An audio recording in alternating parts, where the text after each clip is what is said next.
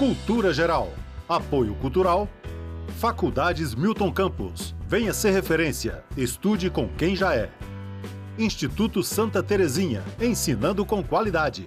Mais de 40 anos de experiência em ensino fundamental.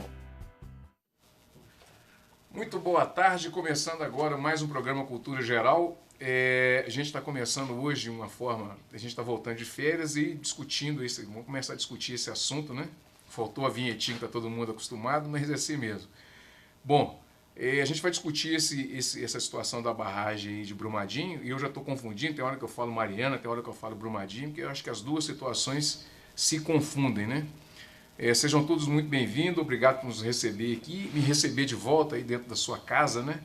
E com um assunto tão triste, né? A gente precisa tratar desse assunto, tratar dessa situação que a gente tem vivido aqui no estado de Minas Gerais, no Brasil, né? No mundo, o mundo está estarrecido, né?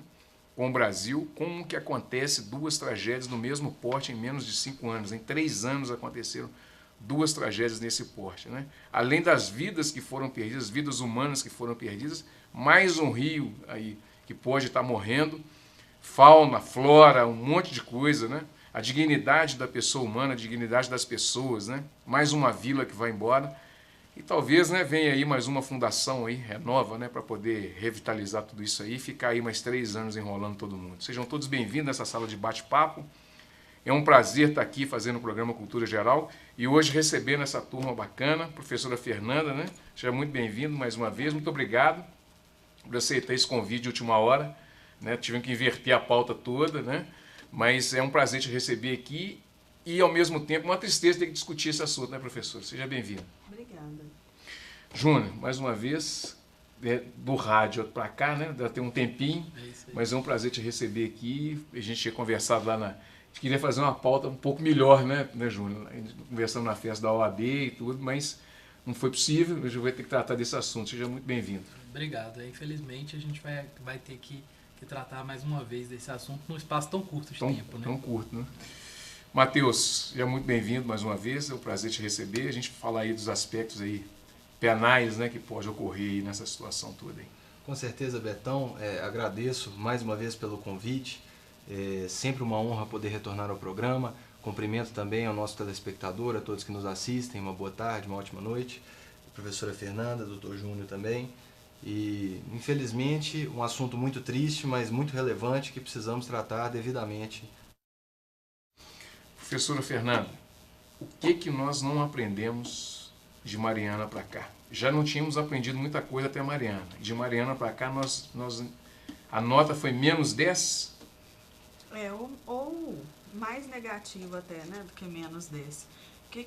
O ponto fundamental é a própria estrutura do automonitoramento, né?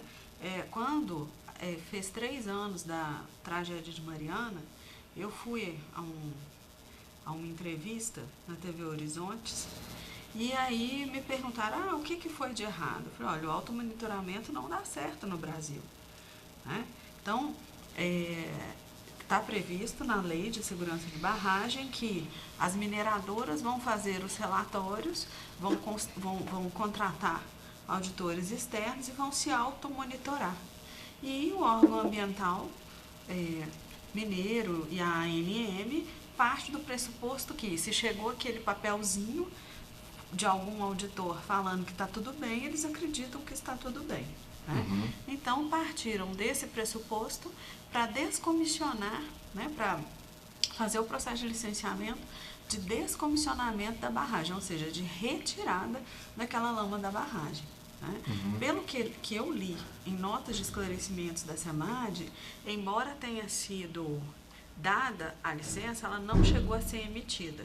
Então, a princípio, não teria nenhuma atividade lá na sexta-feira. Sim. Tá? Agora, o Estado de Minas Gerais, ele tem chama Plano de Ação Estratégica, Plano Ambiental Estratégico, algo do tipo, PAI, que passou um pente fino em todos os empreendimentos, né? Tinha como meta isso até o final de 2018. E engraçado é que passou nos pequenos e médios igual a tsunami, pegando todo mundo. e um grande desse não passou. Então, assim, acho que o primeiro esclarecimento que tem que ser feito é exatamente esse empreendimento passou por esse plano ambiental estratégico? Sim. Né? Porque simplesmente falar que isso é competência da ANM. Ao meu ver, para você licenciar a retirada da barragem, a retirada da lama, primeiro, tem a ver com a análise, com a conferência da estabilidade, inclusive o posicionamento que vai ficar o maquinário para fazer essa retirada. Sim. Né? Ou seja, não conferiram isso. Né? E por que não conferiram? É porque não tem maquinário suficiente, né? Não tem assim, mão de obra especializada, ou não tem as máquinas necessárias, né? Os instrumentos necessários para a conferência dessa estabilidade. Né? Assim, como advogado, eu não sei falar tecnicamente o que seria necessário para conferir a estabilidade da barragem no processo de licenciamento do descomissionamento. Mas, partir do pressuposto que um papelzinho garante a estabilidade, eu acho temerário. O descomissionamento, explica para o nosso telespectador o que é o comissionamento e o descomissionamento. Bom, então, porque assim, até tá tudo, né? Quando você vai minerar, você requer a licença para fazer a disposição do rejeito na barragem. Né? Depois, quando você vai exaurir, parar de minerar, uma das coisas você vai descomissionar, você vai retirar aquela lama, né? E aquela lama ela tem um percentual de minério que é comerciável, mas com uma tecnologia um pouco mais avançada. Né? Tanto é que às vezes quando está em momento de crise financeira nem compensa fazer, porque né, vai ser mais cara, não vai compensar. Então assim, você vai remineralizar aquele barro. E aí a ideia é retirar um percentual de minério de ferro que tinha ali, e o que sobrar daquilo vai ser rejeito. Né? E aí vai mandar na cava. Para quê? Para poder aquela cava ser novamente completada, né, com material estéril e depois recuperada ambientalmente. Tá? Então, enquanto tem tecnologia, então, para explorar, eles não descartam aquele rejeito? Não. Né? Chega um momento no mercado que o uso daquela tecnologia vale a pena. Entendeu? Então, pelo que me parece, chegou o momento, né? Porque eles foram lá e iniciaram um processo de licenciamento ambiental para isso. Agora, ao meu ver, o baseline de um processo desse seria: vamos conferir a estabilidade? Né? Mesmo que não seja competência dele verificar a estabilidade, mas como que você vai deixar, como que você vai aprovar um processo de licenciamento ambiental numa barragem de rejeitos só partindo do pressuposto, não, eu confio nesse papelzinho. Né? Eu acho o automonitoramento no Brasil um erro, infelizmente. Eu acho que o empresariado brasileiro tem ainda uma idade mental de um adolescente. Se você pegar um menino de 14 anos, deixar lá aquele tanto de porcaria para ele comer e falar, não come, não bebe, não pega o carro escondido, o que ele vai fazer? Né? Então, infelizmente, eu não acho que o nosso empresariado está preparado para um autolicenciamento, não. Ô Júnior, deixa eu perguntar, tem responsabilidade do Estado aí? É complexo a gente falar sobre responsabilidade tão rapidamente, porque querendo ou não, aconteceu há pouquíssimo tempo. Mas, por certo, a gente percebe que o Estado ele tem uma responsabilidade de gestão territorial. E adicionando aquilo que foi falado pela Fernanda, eu acho que é muito importante a gente asseverar que a gestão territorial inclui a gestão dos nossos problemas territoriais. E para mim é muito importante que o Estado enxergue as barragens como problemas que foram socializados, ou seja, são externalidades negativas de projetos, né, de mineração e que ficam ali por toda a eternidade para a sociedade.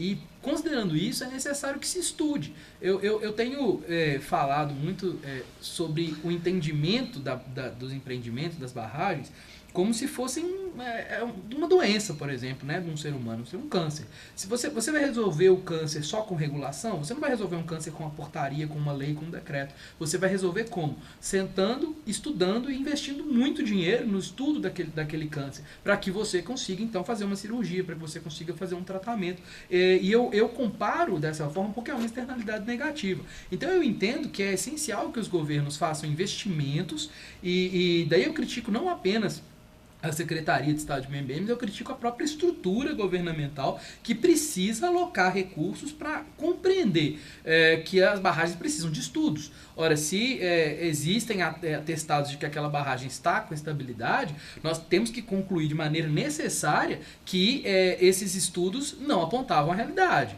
E se eles não apontavam a realidade, o que falta? Estudos por parte do governo, investimentos por parte do governo no entendimento do nosso território para conseguir vencer os problemas do nosso território.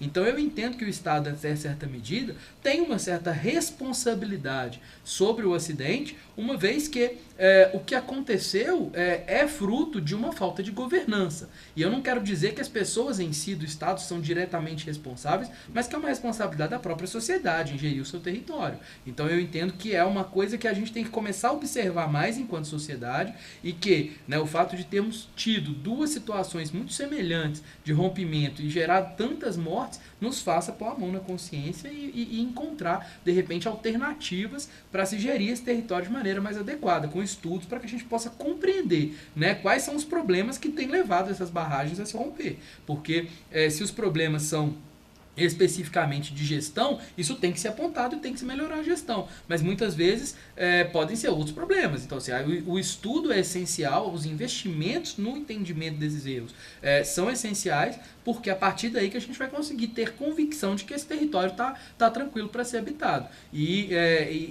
Outra coisa que eu entendo que é uma responsabilidade do poder público é no entendimento sobre as áreas de risco. Ora, os estudos de dam break, né, são estudos de rompimento hipotético das barragens, são estudos que estão lá disponíveis nos órgãos governamentais, no caso da ANM, e esses estudos têm que ser observados. As pessoas precisam saber quando elas estão numa área que pode causar o rompimento hipotético e que, no caso de um rompimento, vai ser atingida. As pessoas precisam saber e precisam se treinar, por exemplo, para uma evacuação. Então não dá para a gente simplesmente ignorar a existência das barragens e dizer que elas ficam lá no lugar que elas estão, porque caso elas se rompam, é necessário que a população esteja preparada para aquele acidente. E isso é uma responsabilidade, sobretudo, dos governos, que são aqueles entes que vão, de certa forma, cuidar das pessoas que ali vivem.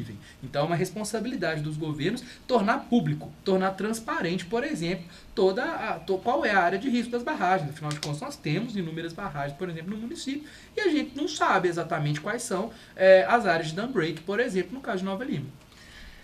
Esse sistema de compliance seria uma alternativa interessante para ser aplicado nessa mineração?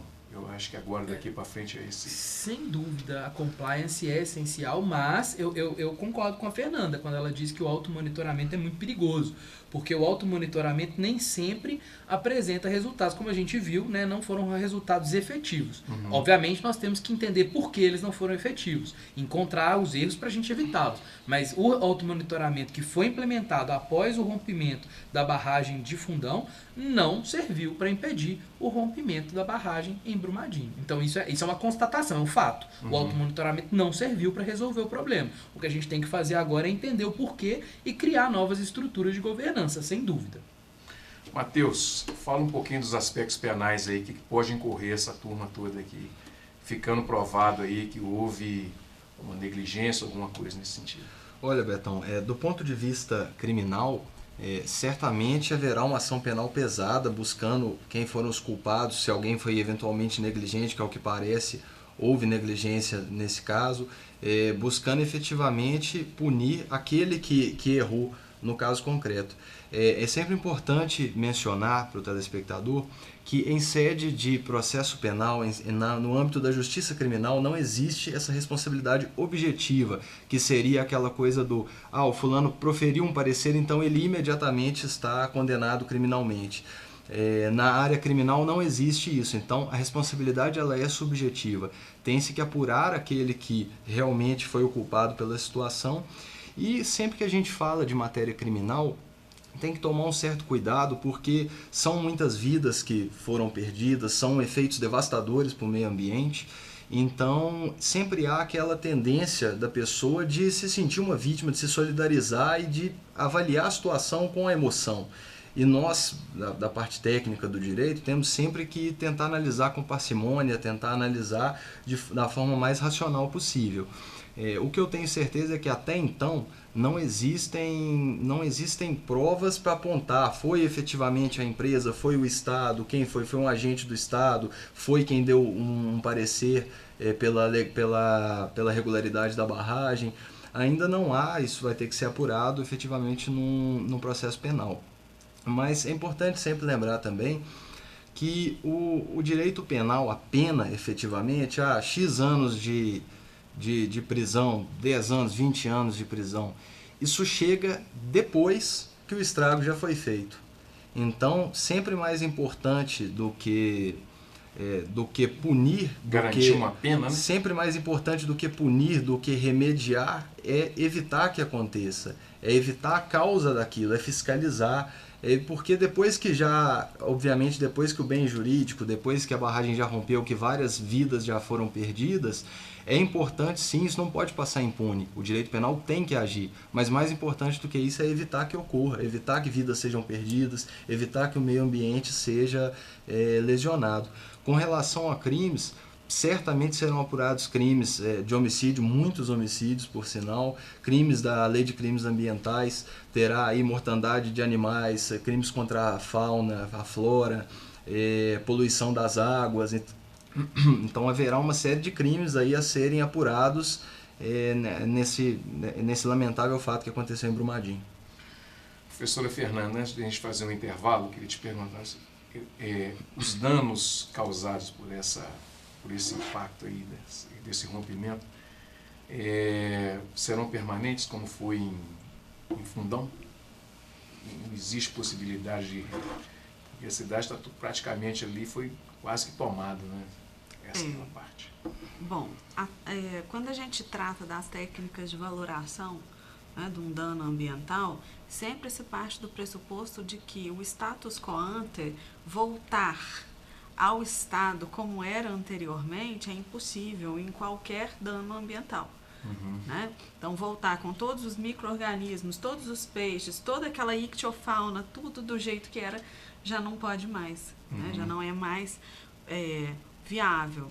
Então, eu até assim, hoje, a cada vez mais, eu gosto de uma tese do Ministério Público do Rio Grande do Sul, que lá no início dos anos 2000, teve uma tese muito interessante no vazamento do petróleo, lá próximo a Canoas, no caso da Refap. O que ele aplicou? Como a empresa já sabia do risco do vazamento e nada fez, e mesmo estando vazando pouco, nada fez, né? Ela só interviu quando houve um vazamento bruto, causando um dano ambiental incomensurável. O que ele fez? Não queremos mais saber de uma perícia de valoração técnica do dano ambiental. Vamos converter numa perícia contábil. E aí essa perícia contábil foi baseada no seguinte: se você exerce uma atividade ilícita, não há como pena, tanto no direito administrativo, quando você fala na perda da poligonal, né, quando você deixa de cumprir o Código de Mineração, há também a perda da licença, há também a perda da propriedade em termos penais, quando, por exemplo, você usa uma fazenda para produzir maconha. Né? Então, ao meu ver, enquanto não houver uma punição efetiva e muito séria, em que o crime não vá compensar, ninguém vai parar de ser negligente. Então, ao meu ver, o que tem que ser pedido, seja ação civil pública, ação popular, é a perda da poligonal minerária e a perda do lucro líquido desde a época em que se sabia do risco do rompimento e nada fez. Aí vai desincentivar. Por quê? Porque se você sabe que você vai perder tudo, inclusive a poligonal minerária, mais todo o lucro líquido, não vai precisar chegar na tutela penal. Todo mundo vai falar, nossa, eu vou perder tudo, então o lucro não vai compensar. Ô Júnior, A barragem por si só já é um risco natural? Por si só, sim, todos os empreendimentos de engenharia carregam consigo um risco. E isso é muito importante da gente observar, né? Qualquer situação, qualquer obra de engenharia carrega um risco e esses riscos eles são aceitáveis. Na maioria das vezes. Em alguns casos eles não são aceitáveis. Falar de risco é muito complexo, porque risco, como eu disse, tudo tem. Então a barragem em si só contém um risco. O problema é que esse risco pode ser majorado na medida em que as definições de engenharia necessárias não são cumpridas. E tecnicamente o que a gente observa com o tempo, né, que a gente lida com esse tipo de situação no direito ambiental, é que a barragem jamais foi vista como algo extremamente importante para as mineradoras. Então, assim, muitas das mineradoras não têm ali um diretor capaz de responder pelas barragens, porque é algo que é muito mais externo, né? Se lida muito mais com o externo do que o interno. Então, assim, o core business da mineradora realmente é a operação de lavra. A barragem é um local que quanto mais barata for operar, melhor para o resultado do empreendimento. Isso é uma fatalidade que acaba sendo um pouco complexa para ser avaliada e isso tem tornado o risco, de certa forma aceitável, um pouco dilapidado aí por esse conceito. Então, assim, as pessoas têm investido poucos recursos no desenrolar das barragens, especialmente porque a barragem é enxergada pela mineração como um custo, né? E essencialmente porque realmente essas questões não geram muitas vezes um resultado prático, porque realmente muitas vezes o crime compensa e esse fato faz com que inevitavelmente, né, as empresas tomem por posição a exploração sem o devido cuidado. Você observa que em empreendimentos como, por exemplo, de hidrelétricas, a barragem ela recebe uma observação muito maior, uma importância muito maior, e é muito mais raro você ver esse tipo de empreendimento, por exemplo, de barragem, ter esse tipo de colapso. Porque são empreendimentos em que a barragem ela assume ali uma responsabilidade muito maior da operação. No caso da mineradora, realmente, de fato, a gente observa na própria estrutura da mineradora que os responsáveis pela barragem se encontram muito abaixo no organograma geral do que aqueles responsáveis por outras áreas, como da lavra, por exemplo. Então, assim, isso de fato tem sido uma realidade nas mineradoras, especialmente porque esse risco, né, tem sido assumido. Então, eu acredito que, por mais que todas, né, até para concluir, por mais que todas essas obras de engenharia, como as barragens, tenham o seu risco que é considerado, não existe hoje no nosso país uma avaliação sobre qual é esse risco aceitável. E risco tem a ver com transparência, risco tem a ver com vulnerabilidade, tem a ver com um reconhecimento daquele risco para que as populações possam identificar o que é aceitável e o que não é, e a partir daí se possa estabelecer, né, realmente o que é possível ser, por exemplo, mitigado. Em alguns casos, como no caso da construção, por exemplo, de um refeitório, né, numa área tão próxima à área de dam break, realmente assumiu-se um risco muito alto de se construir ali uma estrutura, né? Infelizmente, esse risco acabou sendo, se transformando aí na situação fática que a gente acabou de observar. Mas, de fato, a gente percebe que o risco poderia ter sido minorado, né? A gente percebe que esses riscos têm várias formas, têm várias tecnologias e estruturas e métodos de engenharia capazes de mitigar esses riscos e que não têm sido observados. Muito bem. Deixa eu fazer um intervalinho, tomar uma aguinha, daqui a pouquinho a gente volta com mais Cultura Geral.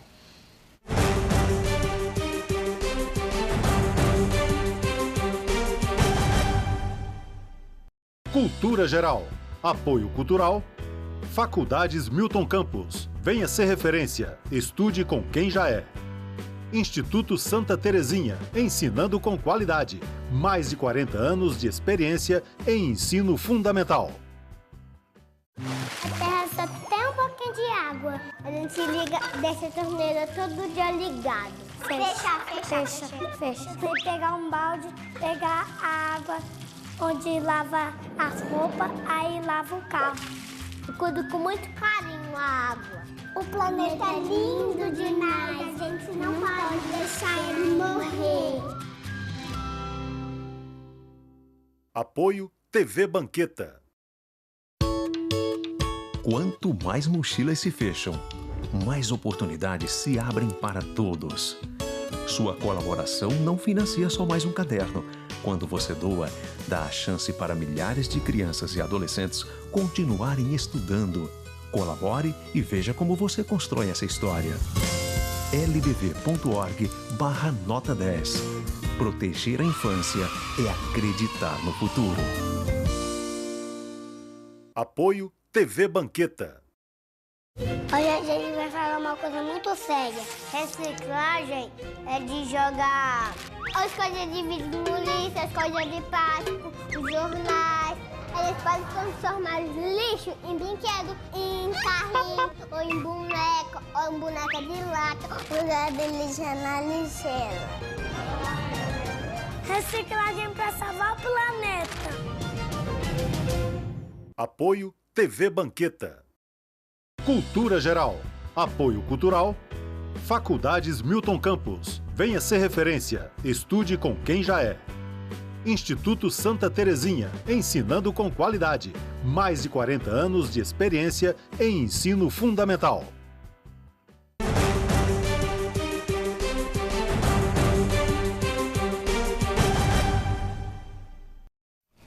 Bom, de volta com Cultura Geral. O Matheus, deixa eu rolar uma bola para você direto aqui. Quais os direitos assim que as famílias, quais ações que as famílias podem entrar aí contra o empreendimento? Se é que pode, né? Só civil ou tem penal também? Ela pode entrar? Olha, na verdade, questão de cível, certamente haverá ações pesadas de indenização para todo mundo, não só para quem perdeu seu patrimônio, sua casa foi destruída e etc., como também certamente aquele que plantava e tinha ali a sua subsistência, que usava aquela região para plantio, para cultivo, para venda, para produção de gado, leite, o que quer que seja, que também era uma região ali de muitas plantações. Efetivamente a perda do familiar, isso tudo gera uma indenização, um direito à indenização. Mas do aspecto criminal, quem propõe não são as famílias, né, numa ação desse porte. Quem propõe é o Ministério Público, a titularidade desse tipo de ação penal é do Ministério Público. E certamente haverá por parte da Polícia Civil, do Ministério Público, uma averiguação pesada disso, até em nível federal também, Polícia Federal. A própria Procuradora-Geral da República, Raquel Dodge, já afirmou que o Ministério Público Federal está de olho e vai investigar também os acontecimentos. Então, nesse aspecto criminal, a titularidade é do Ministério Público. Não é necessário que a vítima, que o prejudicado, procure e proponha uma ação, por exemplo, como é no caso do cível. O Ministério Público, na condição de representante da sociedade, o fará. E com relação aos executivos da empresa, eles podem sofrer algum tipo de sanção? Olha, com relação aos executivos, o presidente, por exemplo, da Vale. Sim.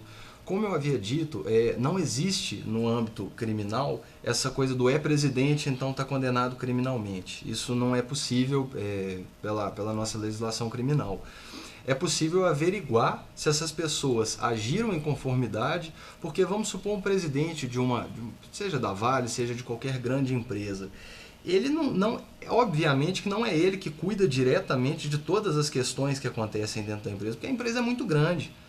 Não tem como todas as coisas da empresa passarem por essa pessoa. E é por isso que a empresa delega cargos. Existe abaixo do presidente um CEO, existe uma outra pessoa que é responsável por isso, um departamento daquilo. E todas essas pessoas possuem responsabilidades muito grandes. Então, obviamente, se for detectado ao longo da ação penal que o fulano agiu com uma negligência com relação a isso, não fiscalizou, ou que ele sabia do risco daquilo ali acontecer e aceitou esse risco, aí efetivamente pode acontecer uma sanção criminal. Mas só se realmente restar provado que aquela pessoa agiu com falta ao seu dever de cuidado efetivo. Professora Fernanda, por que, se a gente conseguir responder isso, por que a gente estava falando há pouco tempo, agora nos bastidores antes, que tem empresas, igual veio essa israelense, e tem empresas, por exemplo, canadenses e de outros lugares e tal, que tem tecnologia até para prevenir esse tipo de ação. Por que não utilizar isso? É porque é muito caro mesmo? Porque, por exemplo, o sistema utilizado para construir uma barragem da forma que é feita é barato e um sistema, por exemplo, canadense é muito caro? Seria isso? Na realidade, o que as empresas fazem é qual que é o seu custo, né? Qual que vai ser o custo para efetivar aquela sistemática X ou Y de tecnologia. Que eles, né, o que toda empresa quer é o lucro. Então, se a contratação de um canadense vai me restar menos lucro do que um método brasileiro tradicional, obviamente eu vou adotar um método brasileiro tradicional. Mesmo porque o risco, por exemplo, de eu perder a minha atividade, no Brasil, infelizmente, é mínima, né? Por quê? Porque não se utiliza esse raciocínio de que se você efetivou a atividade de maneira ilícita, você pode perder aquela atividade. E essa questão do automonitoramento, nós temos 688 barragens em Minas Gerais. E a SEMAT, né, junto com a ANM, fala que 677 tem certificado de garantia. Mas se o certificado de garantia de 677 for tão bom quanto a da Samarco e o da Vale agora, em Brumadinho, a gente está perdido. São 688 barragens que potencialmente estão para explodir. Ninguém vai fiscalizar, ninguém vai revalidar esses certificados, e geralmente os auditores estão na Alemanha, estão na Suíça, estão na França. Como que fica o processo de responsabilização criminal deles lá? Júnior, política de resultado. Essa política de resultado, com essa capacidade que você estava falando, que as barragens para as mineradoras, ela é um custo, ela não é uma ação efetiva de aferição de segurança, ela é um custo que é colocado no papel, e essa política de resultado voraz, com consumo envolvido e tal, é um fator predominante para isso também? Para esse tipo de acidente acontecer? Sem dúvida, a exploração de forma voraz, ela gera resultados negativos, né? A gente sempre tem que enxergar que quando se trata de meio ambiente, a gente precisa tratar das externalidades, que são um conceito econômico muito simples.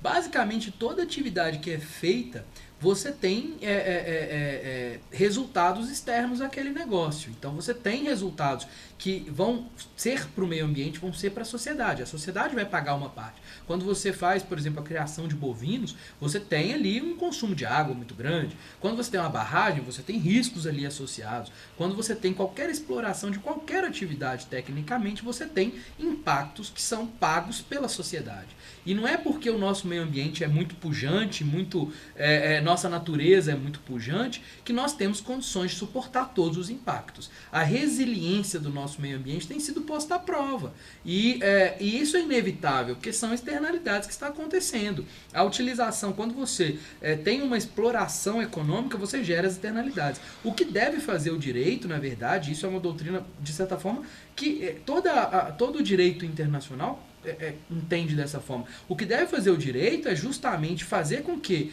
o empreendimento tenha o menor número de externalidades possível e que essas externalidades sejam compensadas de alguma forma. Aliás, o processo de licenciamento ambiental significa justamente isso. Fazer com que a sociedade entenda que esses impactos devem ou não ser aceitos, devem ou não ser aceitados pela comunidade. E nesse sentido, o que eu percebo é que há uma quebra nesse diálogo. As pessoas não conseguem enxergar externalidades dos empreendimentos. E a falta de visão sobre essas externalidades faz com que os empreendimentos aparentemente tenham um lucro enorme, mas o que está sendo ali no resultado não é o lucro. O que está sendo voltado ali como resultado é porque ela está ganhando dinheiro sobre aquelas externalidades que ela não está compensando. Isso nós vemos todos os dias com os empreendimentos, por exemplo, de pecuária, que são empreendimentos que têm um consumo enorme de água, mas como essa água não é contabilizada no processo, você está ali, né, gerando um volume enorme de efluentes, mas isso não é contabilizado no processo. Então, se isso não está contabilizado no processo, você embolsa aquele lucro, mas aquilo não é um lucro. Você está simplesmente embolsando um valor que a sociedade vai ter que pagar mais na frente pelo tratamento daquele resíduo. E aí, todos os nossos negócios, como a gente tem uma natureza muito pujante no Brasil, a gente tem um vigor natural enorme,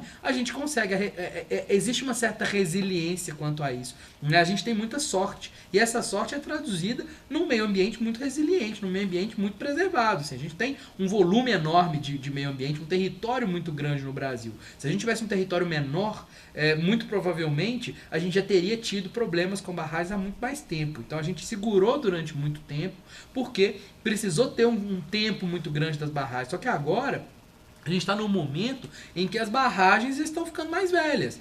E a partir de agora, o que a gente deve esperar é que haja um aumento significativo na curva de situações de rompimento.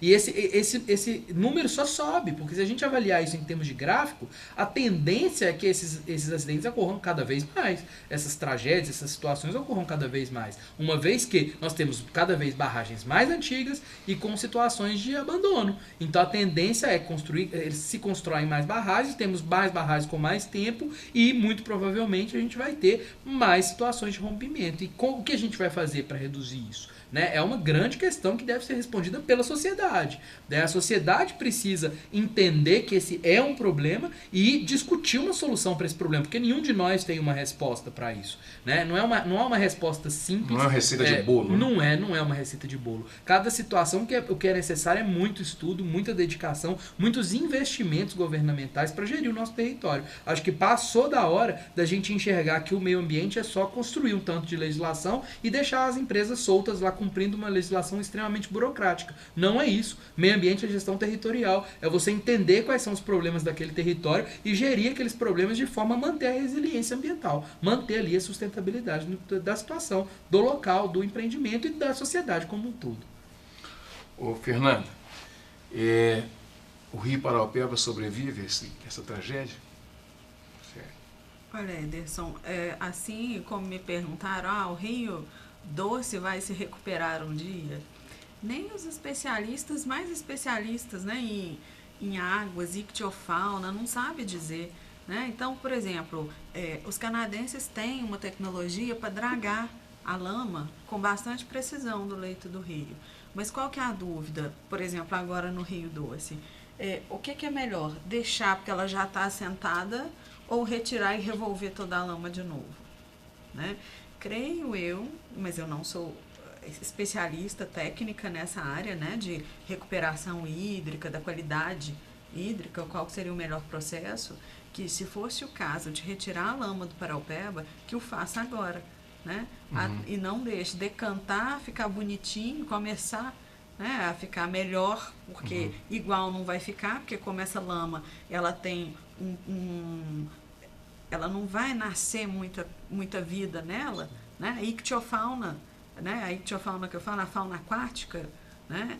E flora aquática, não vai conseguir se recompor com aquela lama ali.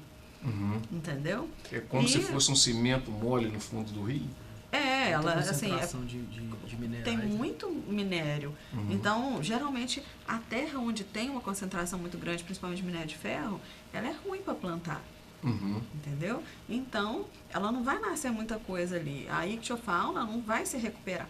Então, ao meu ver, deve ter uma intervenção o quanto antes na retirada dessa lama e no processamento.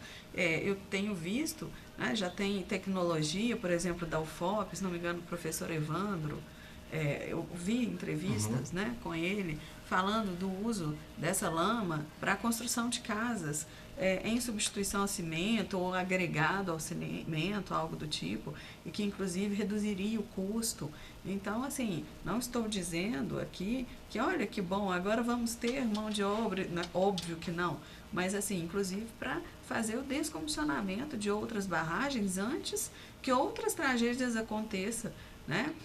Fazendo conversar a indústria da construção civil, a indústria do cimento com essa indústria da mineração propriamente dita. Né? A gente não pode assim simplesmente falar assim, não, agora eu vou ser completamente ambientalista e eu vou defender que não vai poder ter mais atividade minerária. Óbvio que não, é necessário, mas tem que ter evoluções, inclusive em conversa de setores.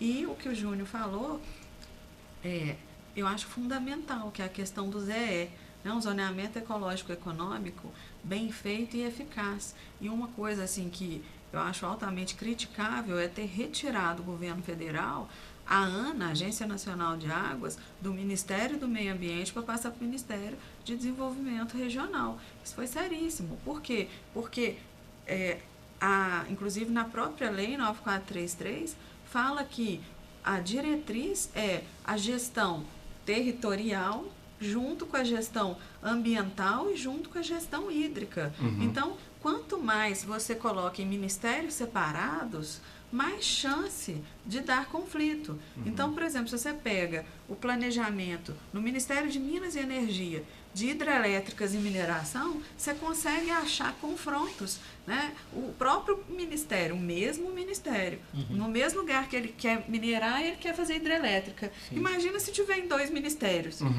Né? Então vai ser uma loucura, uma briga que não vai dar em nada. Então, esse ZES, Zoneamento Ecológico e Econômico bem feito, ele pode inclusive estruturar o nível de prioridades, inclusive em plano de bacia hidrográfica. Né? Então, isso que o Júnior falou é muito importante. Se me permite, esse ponto do ZE é tão essencial porque somente o dia que a gente definir o que é a vocação de cada área que nós vamos conseguir definir com aquela área X que vai ter ali uma área de dam break específica para uma determinada barragem, ela não vai ter nenhuma residência. É só o dia que a gente definir como a gente vai organizar o nosso território que a gente vai ter certezas a respeito de que ninguém vai estar numa área de risco. Enquanto a gente continuar gerindo o nosso território sem planejamento, ora, nós vamos continuar tendo problema. O problema ele vem da falta de planejamento, né? Se ninguém senta e organiza o nosso território, não tem o que fazer, né? As pessoas vão continuar comprando, sim, residências e construindo loteamentos em áreas próximas de barragens de mineração. As minerações vão continuar instalando barragens em áreas próximas de residências e ninguém nunca vai olhar. A gente tem um território enorme. O Brasil tem um território enorme, um dos maiores países do mundo. E tem lugar para se colocar todas essas atividades econômicas. Porém, a gente fica sem planejamento, a gente não consegue organizar o nosso território e vamos deixar para quem organizar, né? O tempo não vai organizar sozinho. Ô Júnior, Nova Lima, o que você pode falar de Nova Lima para a gente, das barragens aqui? Nova Lima tem um conjunto enorme de barragens. A gente tem um número assustador de barragens, são mais de 20, se eu não me engano, e muitas barragens de grau de risco 3, né, que nos assusta e que... Conta pra gente um pouquinho desse negócio do grau de risco. 1, 2, 3, 4, 5. São 1, 2 e 3, né, que são os graus de risco. Eles estão associados aí a várias situações de estanqueidade, do tamanho, relacionado ao tipo de material que está na barragem. E o grau de risco ele deriva dessas análises técnicas. Então esse grau de risco vai estar relacionado ali. E essas barragens, dependendo desse grau de risco, vão ter ali seus controles específicos, né? E a gente tem um volume muito grande de barragens no território da cidade de Nova Lima e estão todas no entorno, né, da cidade. Eu nunca sentei para avaliar qual seria a zona impactada numa ruptura hipotética, mas de fato a gente percebe pelo relevo que a parte da cidade, a parte central da cidade é uma parte muito baixa e que essas barragens se encontram, muitas delas, em partes superiores. Então eu acredito que é algo que chama atenção, né? Como aconteceram já várias situações de rompimento no estado, eu acho que seria muito importante que o município se preocupasse em avaliar, né, quais são essas barragens, qual que seria essa área de risco e a partir daí traçar mesmo um plano para se lidar com isso. Seja um plano exigindo que essas mineradoras elas tenham um projeto de evacuação, que as pessoas que estejam relacionadas às áreas de risco possam ser avisadas disso, né? Eu acho que essas situações são o mínimo, né, que se pode fazer. É avisar a pessoa de que ela está numa área de risco e manter ali uma situação em que seja possível instalar sirene, manter o número de WhatsApp das pessoas, manter ali uma rede de telefonia, né? Porque isso faz diferença também. Se tiver todo mundo sinal de telefonia, porque às vezes você está perto de uma barragem e não tem nem sinal de telefone.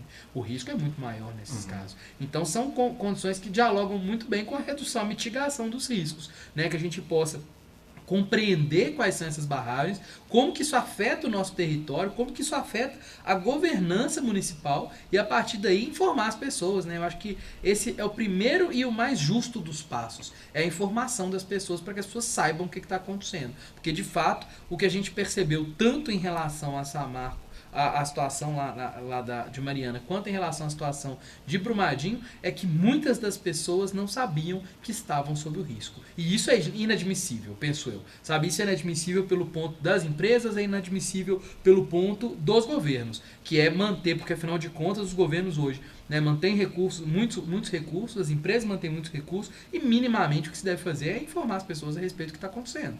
Né? Quem não está informado não consegue tomar medida. Então não se dá para esperar. Todas as vezes que nós tivemos mudanças no mundo em termos de gestão, né, todos os problemas ambientais foram resolvidos historicamente. Não existe nenhum problema ambiental que foi resolvido sem conversar as coisas com as pessoas. Muitas vezes a resposta está aí principalmente em dialogar com a sociedade. Porque é a sociedade que vai encontrar uma resposta, não são as empresas sozinhas, não é o governo, é uma parte da sociedade. Eu acho que a sociedade tem um papel preponderante em encontrar as melhores formas de gerir o seu próprio território. Matheus, para a gente encerrar, precisa-se de uma legislação penal para garantir, eu acho que talvez garantir que as pessoas tenham um pouco mais de responsabilidade seria o ideal? Olha, Betão, eu acredito que sim. Analisando, como eu até já havia dito, eu não acredito que aumento de pena, que o direito penal ele tenha todo esse poder de evitar que as coisas aconteçam, até porque ele chega depois. Ele chega depois que o dano já foi causado, exatamente. Mas assim, olhando principalmente para a lei de crimes ambientais, a gente percebe que o legislador, no momento em que fez aquela lei, dava um valor para o bem jurídico meio ambiente, que certamente hoje é maior. A sociedade certamente dá um valor maior a isso.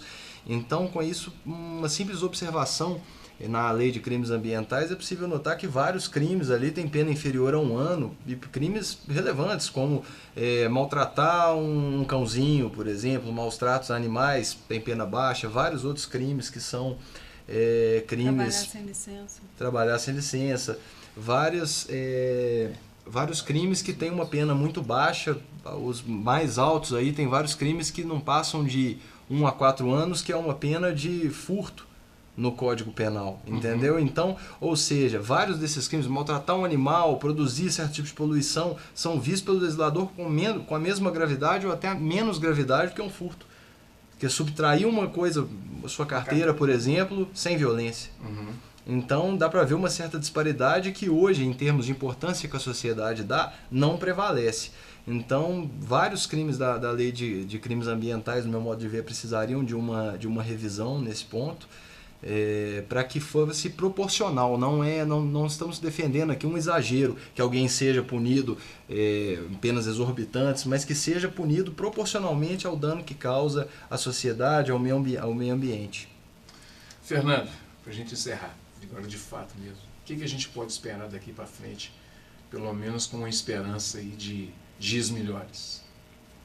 Bom, que o governo reflita primeiro sobre a alteração da sistemática de governança, né? Para que modifique, por exemplo, esse automonitoramento, para que modifique a sistemática, principalmente de efetivação de vistorias e de pareceres únicos, né? O funcionamento dos conselhos, seja conselho Copan, né? As câmaras técnicas, que dê mais autonomia aos conselheiros, que facilite a interpretação, o conhecimento desses conselheiros no julgamento que estão julgando. Eu peguei o parecer único do caso da Vale, em Brumadinho, e muitas coisas eu não entendi, né? Inclusive referente a essa questão da barragem 1 e 6, que seriam objeto do descomissionamento. Então, algumas coisas ali eu não entendi. Eu já tenho 17 anos em direito ambiental, mas não sou geóloga, não sou engenheira para poder entender aquele vocabulário. Tá? Então, acho que toda a sistemática de gestão mesmo deve ser alterada para evitar esses riscos. Muito bem. Júnior, muito obrigado pela sua participação, viu, mais uma vez, né? Do rádio até aqui foi um caminho longo, mas um programa proveitoso, né? Triste, mas proveitoso. Gente, chegamos ao final aí do programa Cultura Geral. Amanhã estaremos de volta. Vamos falar amanhã da influência das redes sociais e canais de informações como o YouTube na vida dos adolescentes e dos pré-adolescentes. Um grande abraço e até amanhã, se Deus quiser.